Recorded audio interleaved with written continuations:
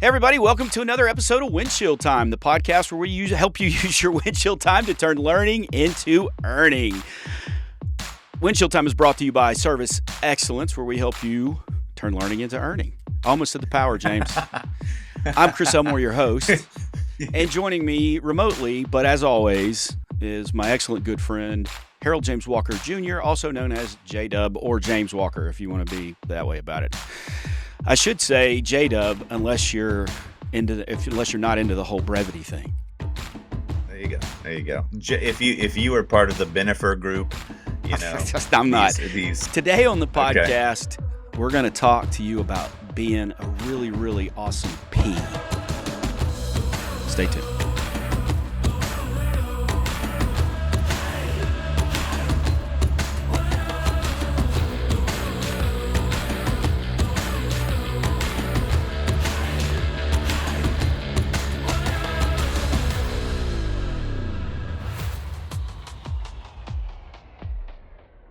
Now, if let me just say, we're going to be talking about a professional expert authority. No, and you just completely undermined that. You undermined that with your intro. Stole my thunder. Welcome to our podcast. It's called Thunder Stealing with James Walker. I knew we would get to J-Dub Bruins podcast eventually. At some point, yeah, and in the first 32 seconds. So I have to find a way. Nature finds a way. So I did watch Jurassic Park over the break. I took a little vacation, and we had to go to Kauai, where they filmed Jurassic Park, and so we watched Jurassic Park while in country. Wow, I mean, because you said it's Kauai. Actually Hawaii. It's Hanapepe and Poipu. So I don't know. I think that Kauai. Whenever I say we went to Kauai, people are like, "You went to Hawaii?" And I'm like, "Yes, but Kauai, part of Hawaii." So it's just, I don't know. I'm having a tough time with it. It sounds like the difference between wheat thins and wheat thins. Wheat thins or wheat thins. Where are we going? What? Yes. So tell us about Hawaii. How was it? Yeah, Kauai. It was awesome, man. Wait, did you say Hawaii expensive. Or Kauai? I said Kauai. Okay. So of the island chain, Oahu, Maui, Kauai is the most remote. And it's the one where you got waterfalls and hiking trails and stuff like that. And they have beaches as well. So my kids went surfing a lot. We went with some dear friends and got a little Airbnb there on Poipu down at the bottom of the coast there. And it was just beautiful, man. It was great. I'm so blessed. We were able to stay for 8 days. We've been planning it for a long time. And got a chance to relax a little bit. You know me, I'm super white if you're not watching the podcast. And that's not just my skin tone. That's everything about me. Hey, guy. But what I do is I apply suntan lotion with a butter knife because I do not like getting burned. So most of my days were spent under a sunbrella or in the gazebo-like house that we had, as opposed to out hitting the sunny rays of UV. You know what you should do? Have you ever seen what the painters use? They get a 5-gallon bucket of paint and they just put the paint pump sprayer in it. Have you seen those? Yeah, sure. You should do that with sunscreen. I'm thinking about it. But the good news, look at me, Chris. Look how white I am. I just got back from 8 days in Hawaii. I'm not the one to talk. Right. I was in the gym the other day. Your face is a little bit redder. I was in the gym the other day, and I don't take my shirt off and stuff like that. Who would take their shirt off and then post about it? Nobody. Nobody I know. That you know? No. Right. So anyway, I'm in the gym, and when I do squats or anything that involves squatting, I wear these Nike, super lightweight Nike shorts. Because, when you get all sweaty, you don't want heavy stuff hanging off of you. And so, I mean, it happens probably once a month. I rip the butt out of a pair of shorts. Nice. And so the other day we were doing a workout that required a lot of squatting, repetitive stuff. Yeah. And so we're getting ready to start, and I just rolled my pants up, right, a little bit, and pulled them up a little bit. And right before it's like 3, 2, 1, go. At 2, someone goes, "Elmore, get out in the sun more." Because I had rolled my pants up and they were making fun of my white legs. But my wife makes fun of me all the time about that. So you know what? I'm a blinding light I take off my shirt at the beach and people put on their sunglasses. Well, So it's okay, you know? I will tell you this, when you walk into a room, you light up the room. Ah, true. Yes. Yes. I appreciate that, I think. Yes. So it was a good trip, man. That's awesome. Really, really good time. How was your week, man, since we last talked? I know you Uh, had the grandkids. my grandsons got here in, right? yesterday, and 2 stories. First is, man, I got something in my eye. Got it. Uh, First thing is, Laura called me when she was close, so I could go out and help her bring all the stuff in and get the boys out of the car because it's Jude and Miles. Jude's just over 2, and Miles is like 8 months, or almost, I guess, almost 9 months. And so both car seats and everything. So I walk over and I'm going to get Jude out. I open the door and he looks at me. He's smiling. And I said, "Hey, Jude, how are you?" He looked at me smiling. And as he's smiling, he projectile vomits French fries and fruit that they had at Chick-fil-A 30 minutes before. Like, Nice. a quantity of, here's the thing. It wasn't like gross, hold my hair, puke. It was just chunks of food that came up, and it was an unimaginable amount out of such a little body. And you wonder why we're losing listeners year over year. And so, but he was fine. He wasn't sick or anything. I don't know. Maybe he got car sick or He something, was just like, but he was great. Got it out of him. But then I had to good. go out and hose out the car seat, and you never get that stuff all the way out. Did you get the windows closed on that car afterwards? I know you had the windows open on I just let it bake in the sun. Yeah, I didn't drive that car today. So second story is, so Laura's mom just had some surgery, so she was up all night the night before, and she drove the boys back from Waco to our house. And she's like, "I'm going to need you to get up. I know you got to go to the office in the morning, record a podcast, but I need you to get up with the boy." I was like, "Yeah, no problem. No problem." And Jude goes to sleep. He sleeps all night. Miles wakes up sometimes 2 or 3 times a night. So I was like, okay. So I went to bed, and about 3 o'clock, I heard him just whimpering a little bit, and I got up. Yeah. He's quieted down. He went back to sleep. He slept until 6 a.m., which is probably the first time he slept all the way through the night. And so when it's Papa's turn, he always sleeps. That's right. He knows. I had a conversation with him. I said, "Miles, here's how we're going to do this." Hey, Miles, this is how this anyway, works. that's cool to have. Either that or you turn the volume down on the baby monitor. That's what you do. It's in the other room. Okay. So it has to be really loud to wake us up. Right. So right. Exactly. But yeah, it's being a grandparent is great, and whatever. And I turned 54 next week, James. And I know for those of you watching the podcast, I know what you're thinking. That guy's only 54. You're thinking that James looks older than Chris. Yeah, that guy's only 54.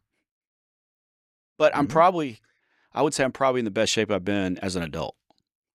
Yeah, I'd say 54 is the new other than 47. Other than the early to late 20s, where your youth health has still got a hold of you until you hit that 30-minute vitality. So anyway, but it's good, and it's hot, so air conditioning companies are busy, and then that just generates more busyness for other trades too, and it's good. So let's talk about being a P, which you can't believe you stole the thunder. Let's just go ahead and say you know what you are?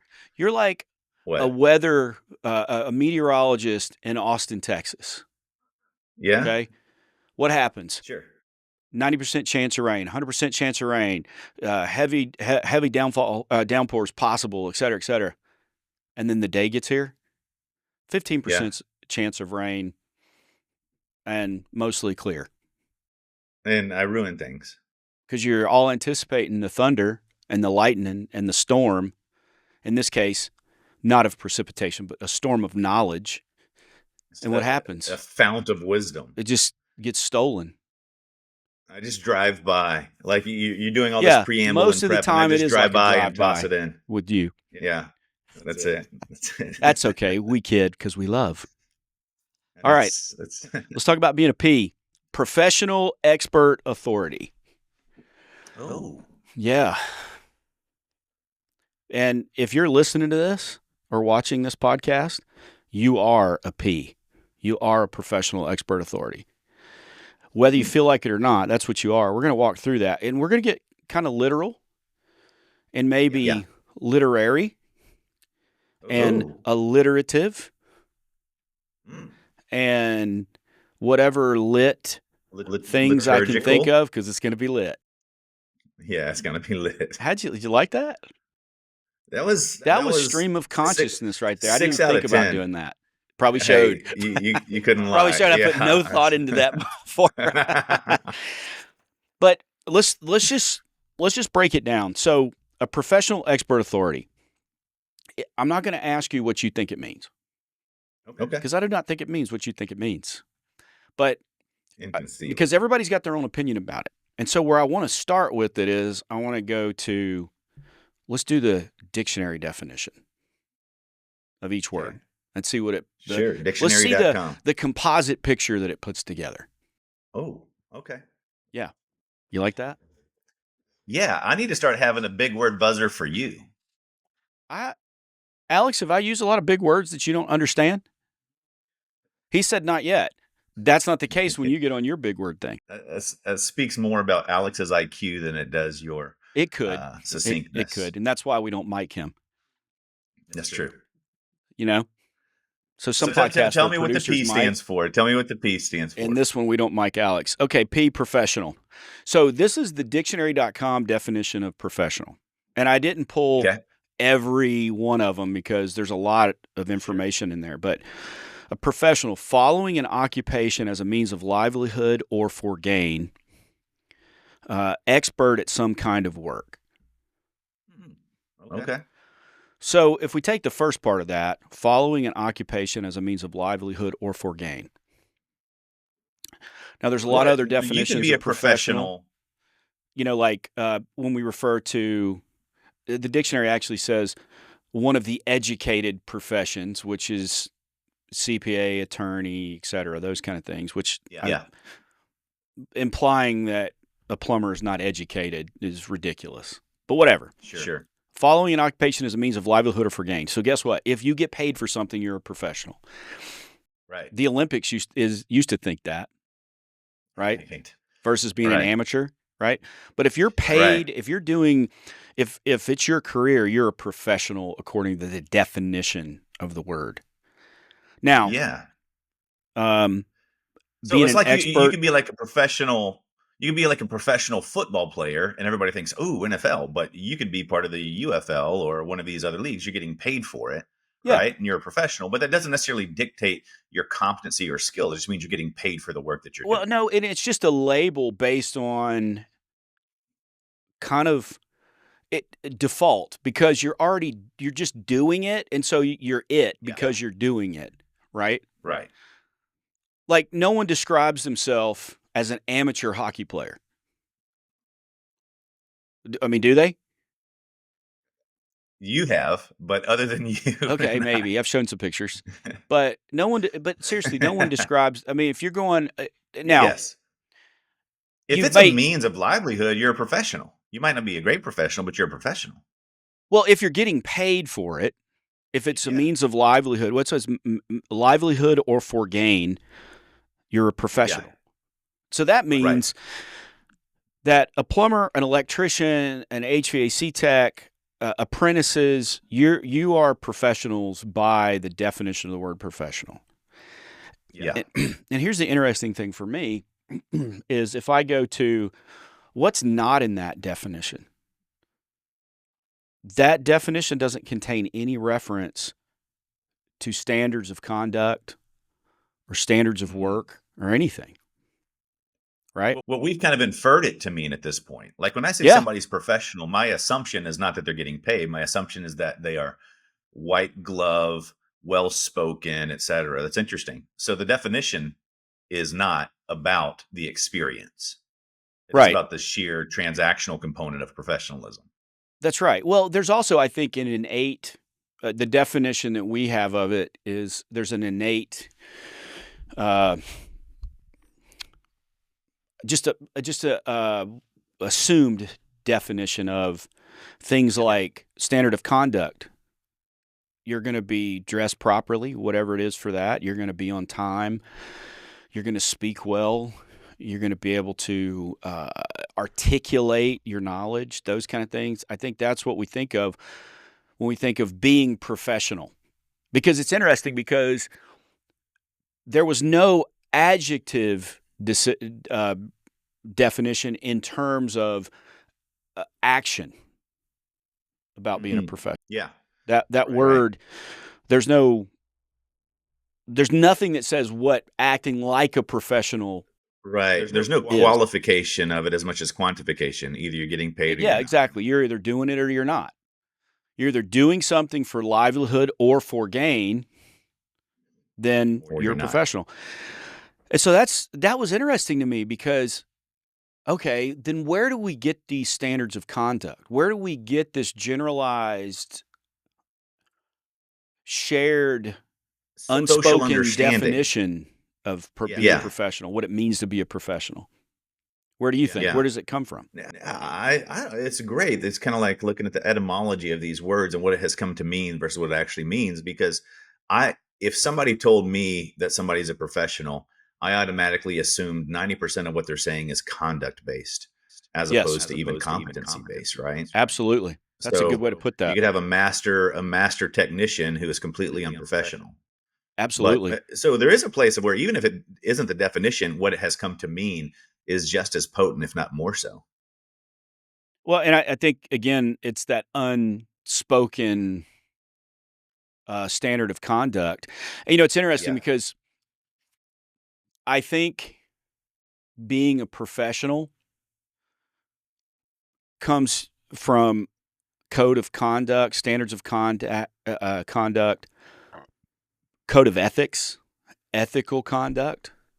I think the word professional assumes ethical, which again is a definition that is what are the social norms of ethics? What are the social norms of being a professional? I think ethical extends to professional because in a lot of codes of ethics and a lot of ethical conduct statements, there's being on time, acting with integrity, doing all these things. And I think that's exactly what you expect of a professional. Yeah. And I think that is more, ethics has more of an action-based component rather than just a descriptive component because you meet certain criteria. Well, I'm with you, but also the last phrase that you read, and you might be getting into this. What was the last phrase? It's like the expert in some sort of field or something. Yeah, an expert at some kind of work. Okay. So there is a place of where the expert component doesn't speak to how you do the work, but to this competency level. Like they are not just professional, but they are, in that they get paid, but they're also expert. There's some component of that added into the dictionary definition, right? Yeah, and that's why when we talk about, when I'm, we kid around with PEA, be a P.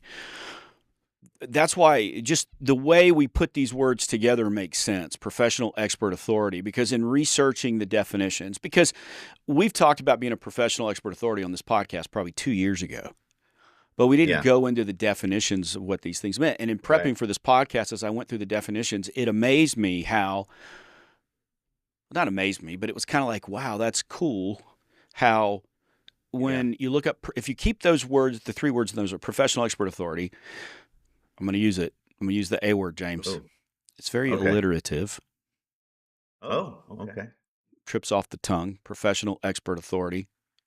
And you can try it the other ways, and it doesn't really do that. But professional, expert, authority, PEA.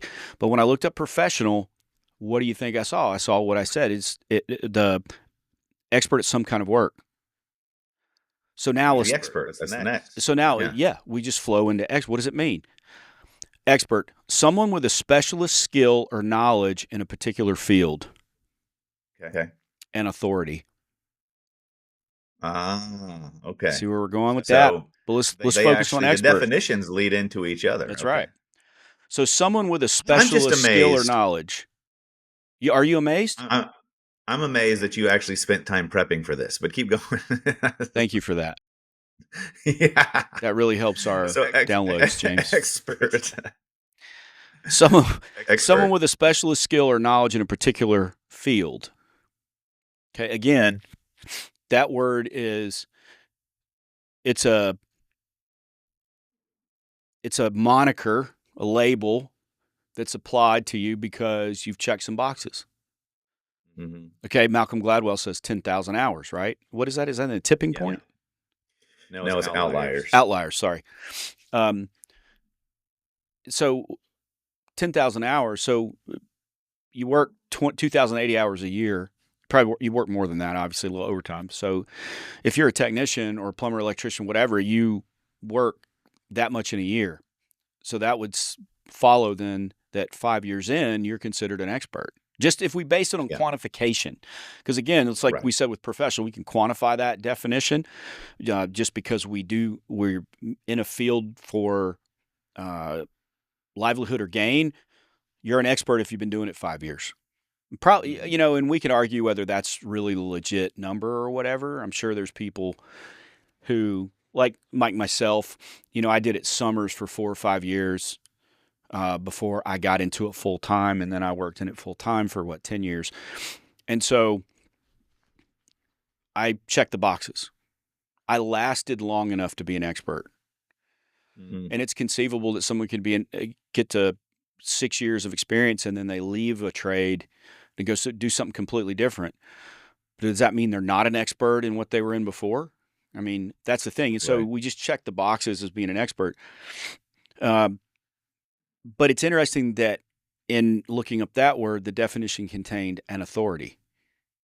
Mm-hmm. And so when we go to authority, what does it look like? An expert on a subject is the first definition of it. The first, because there's when you look up authority, there's probably, just like professional, there's probably 7 or 8 different definitions of it, depending on the context. Sure. And the same thing with authority. There might have been more. But it's interesting, an expert on a subject, which, okay, great. To me, that doesn't go far enough. Because there has to be some. Well, let me ask you, when you think of authority, what words come to mind when you think of authority?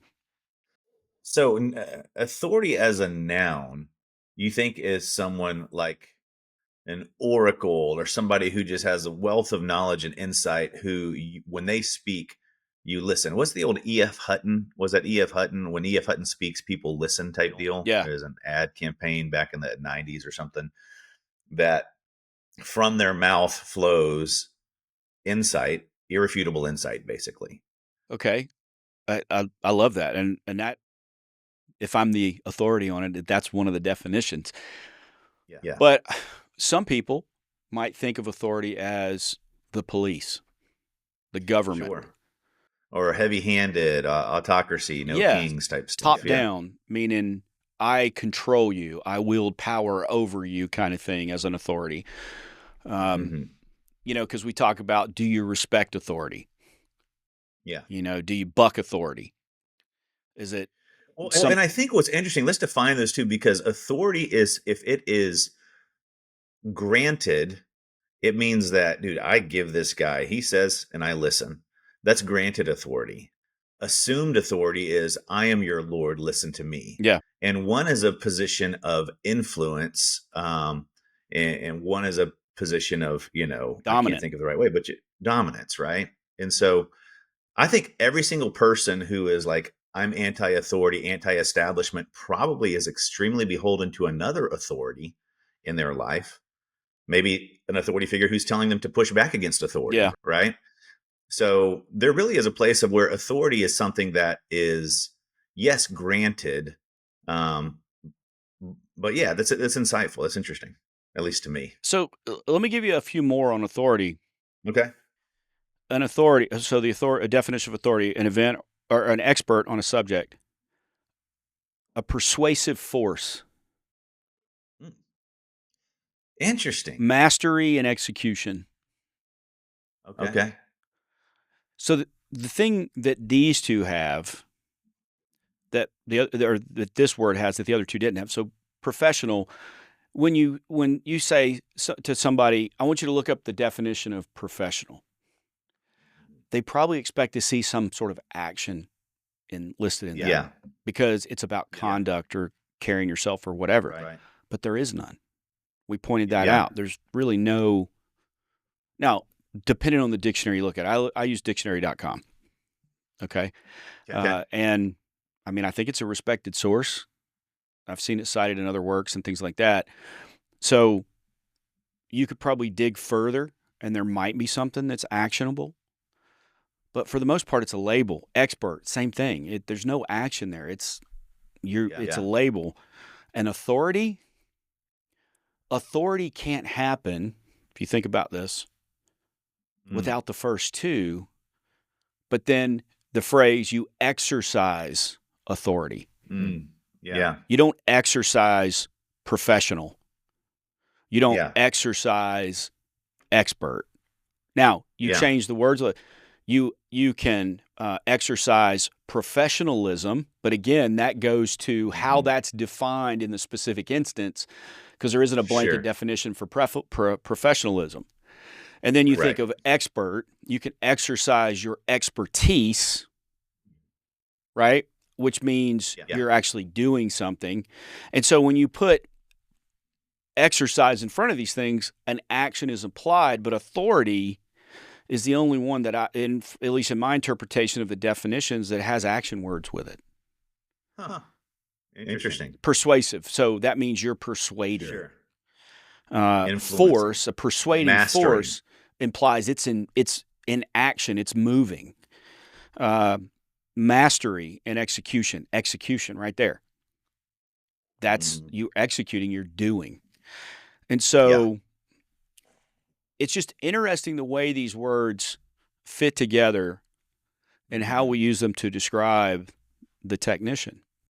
Well, why is this important, Chris? I mean, how does this apply to them? Why is this important? Just so you know, I didn't put it up on James's screen. Ask me why it's important. Did you not? I know, but I'm sitting there thinking, I'm like, this is all good content, but what does this have to do with the technician? Well, and that's like, great. Thanks. Let's. Is that where the rubber meets the road, James? I would guess. Would you say this is the crux? This is the crux. Is this the pivotal point? I would assume so. Yes. Is this where we know, because knowing is half the battle? Yes, it is. I think so here's all that stuff.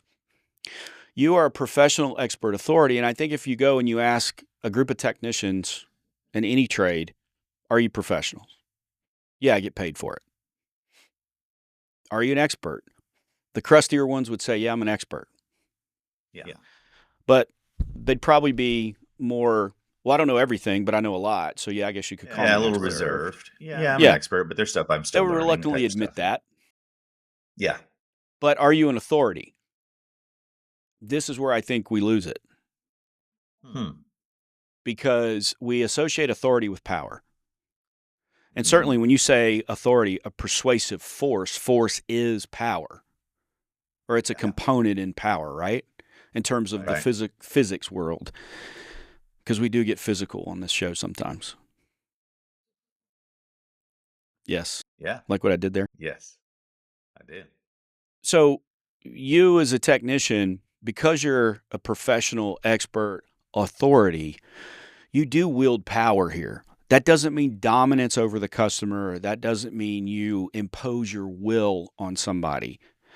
But as someone who is a professional expert authority, your opinion is usually the one that is correct and should rank the highest when considering a decision. Yeah. And I think that's where you may not feel like you are an authority, but you are. Mm-hmm.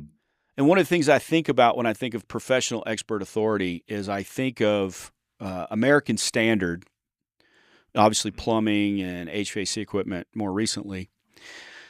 They have a poster that I've seen in, I would say, most of the plumbing shops I've ever been in. They have this poster from American Standard. And it's style, it's like I don't know what style it's in, but it feels like it's from the 50s or the 40s. You know the Rosie Some sort the of Riveter script. poster? Yeah, sure. Okay, and Yeah. what it is, it's a plumber, and he's in stereotypical overalls and a flat hat, Yeah. and he's got a pipe wrench over his shoulder. His sleeves are rolled up, and it verges on comic book It's art nostalgic. with the Yeah. physique, Yeah. which is great. But then you see a mass of humanity behind him, and underneath it says, "Plumbers protect the health of the nation." Mhm. And typically, who do we look for protection? The military, It might the be, but police. some sort of authority we look for protection. Yeah. We assume there is a they that allows things to happen. Okay. Mhm. You pulled up in a truck that said plumbing service. The customer thinks some authority, they, has let the company and you be a plumber. And because of that authority, they ascribe to you a certain level. Here we go backwards now, expertise and professionalism. Because of the authority given to you Yeah. to do this work. And so I think that you have to embrace that, not like Lex Luthor or Kingpin or one of these villains. Give me a more contemporary villain. I don't know. Oh, Jude, Poison Ivy. I don't know. Joker, Okay, that contemporary was villain. swing and a miss for James Walker. So, whatever. Pick your own villain. The zombies Yeah. in The Walking Dead, whatever. We're not trying to control the customer. We're not trying to impose our will on them, but we are trying to use our professional our status as a professional expert authority to tell them what needs to happen, and then we need to not enforce that, but defend it. And maybe defend it's the wrong word, but we need to stand by it because we have the standing to do so. Would you say that the greater the perceived expert and the greater the perceived professionalism, the more the authority given? Absolutely. So if somebody think about it. So by definition, if you have a much more professionalistic, I hate to say just professional, but someone who is professional in the common sense that we've come to use it, and that are just deemed an expert, then you automatically give them authority. I'm thinking if you're having a conversation with somebody and you don't know who they are and they're just kind of giving you some business insight or wisdom, and then they walk away and like, dude, you were just talking to the CEO of, Intel. You're like, oh man, everything that he said now has a completely different context. Yeah, I think that's meaning. great. That's a great point. And you look at, think about it. Most systems out there that have taken in-home sales and service and systemized it. Yeah. I've got a great picture somewhere when I was at the Happy Outlet the first time back 6 years ago, almost, with Jesse Olson and his crew out there. Shout out to those guys, and David G, awesome dude that works with Jesse and kind of runs the day-to-day with the guys. Those guys, they have in the old shop they were in, and I'm sure they've moved. I haven't been to the new shop, but I'm sure they've done it. There was a mirror on the back of the door out into the warehouse that talked about how they looked, or that had things all around it about, do you have this, do you have that? I was in Service Legends in Des Moines, Iowa. Des Moines is French for the Moines. So I was in Des Moines at Service Legends with Brian Leach and his crew out there, and they have a stairwell that goes up to their training room, and there's a landing halfway up, and on that there's this big poster of what a technician should look like that works for them.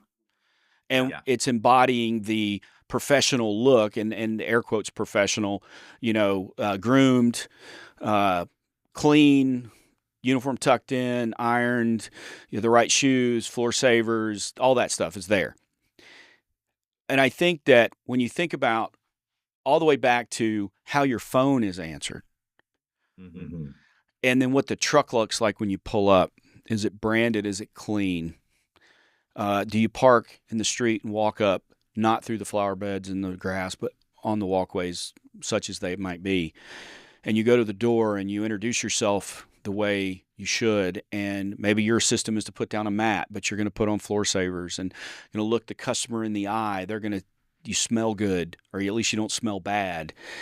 All that builds your authority. Mm-hmm. Now, that could be phony, because if you go back to professional expert authority, and this is something that you were talking about before we started rolling here, but you can be an expert without being an authority and without being a professional, right? Mm-hmm. Yeah. Because again, for sure. expert is, you check some boxes. You've been doing it 5 years. If you Yeah. ascribe to the 10,000 hour thing, you've been doing it 5 years. Well, you're an expert, but if you're not following the ethics and the professional standards set by the trades, which is a clean uniform and truck that looks good and you can look people in the eye and you can articulate, then it doesn't matter how good you fix something. And that's just an evidence when you go into a company and there's several technicians there, and let's say you got one technician who's been doing it for 10 or 11 years, but they might be jaded a little bit and they're just tired of working with customers and stuff like that. And, they just think they're going to go fix it and the customer doesn't care about anything else. And then you got a young guy or a young person that's in there. They're newer to the trades. Maybe they've been doing it a year or two, and they look the part, act the part. Customers are going to think that person is better than the one who's been doing it for 10 years because of the way they look and the way they carry themselves. And so that's kind of the two-edged sword here, is you can be an expert without being a professional or exercising authority or being an authority. But you can also look like a professional and be an authority outwardly without being an expert. Mm-hmm. Okay, and that's two ends of the spectrum. Yeah. A seasoned technician who doesn't really worry about how they look or how they act or whatever, the customer just wants it fixed. The opposite end is the technician who acts like a professional and speaks with authority, acts with authority, but doesn't have the expertise. That's two ends of the spectrum. And I think that if you work it backwards, I think that authority without expertise can be a little phony, right? If you go to professionalism without expertise, I don't think that could be seen as a negative. Yeah, I think you're doing your best to be as, well-dressed, groomed, communicative, thoughtful, ethical, but you just don't have the technical competency yet. And there's a place where if you do that, even if you don't have the expertise, people will still cede authority to you in a different way than if you're just expert without being professional. Absolutely. And so the best of all worlds is that you are all three. Right. You're a P. Mm-hmm. And if you are in a company where everybody thinks alike and everybody's a P, you're now a P in a pod. Oh, Lord. We went there. We went there. So what's interesting is expert is a function of time. Professionalism is a function of attitude and effort at some level, right? And so what of those can you change? Well, you can't really change time. I mean, over time, you can choose not to really learn lessons as you go, but you can't become a 12-year tech after 2 years. The one thing you can change about your today attitude is your professionalism. That's right. That would automatically ratchet up the authority deemed worth giving you. Exactly. And I think we'll talk in subsequent podcasts about the right way to use this authority and your expertise and your professionalism. So, but you have to be this first. You have to believe that you are a professional, that you are either on the way to becoming an expert or you are an expert. And if you're not an expert yet, you have the expertise of those around you that can channel through you and to serve that customer. So whether the expertise is yours or through your company, you're seen as an expert. And you're an authority because you're the one that's there. Yeah. And because your process sets up that authority, and we'll talk more about that on other podcasts. But just remember, kidding aside, be a P. You're a professional, expert, authority. And here's the thing, now you just got to act like it. You got to be it. You got to own it. So, as always, you can get with me if you want to talk more about this. No strings attached. I'm not going to try to sell you anything. I just love serving technicians and in-home salespeople. Sorry, I don't want to forget you guys because I've done both. And I know how it is out there. And my passion is elevating the way the world looks at us as technicians. Because, plumbers, you protect the health of the nation. Electricians, you make it possible for all of our screens. Because let's face it, that's what everybody cares about, right? Sure. You make it possible for us to have all our screens. And HVAC, you make it possible for us to do those things indoors 24/7. Right. So remember, professional expert authority, you can talk to me, Chris Elmore at servextra.com or 254-733-7109. Or you can talk to Harold James Walker Jr., also known as J-Dub or James Walker. At james@servextra.com or 254-230-5266. And go check out the website, www.servextra.com. All our past podcasts, lots of free downloads, lots of cool articles on there. You can also catch up with when our next in-person workshops are going to be here in Buda, which is in September. So keep an eye out for that. And keep an eye on the website just for cool new stuff.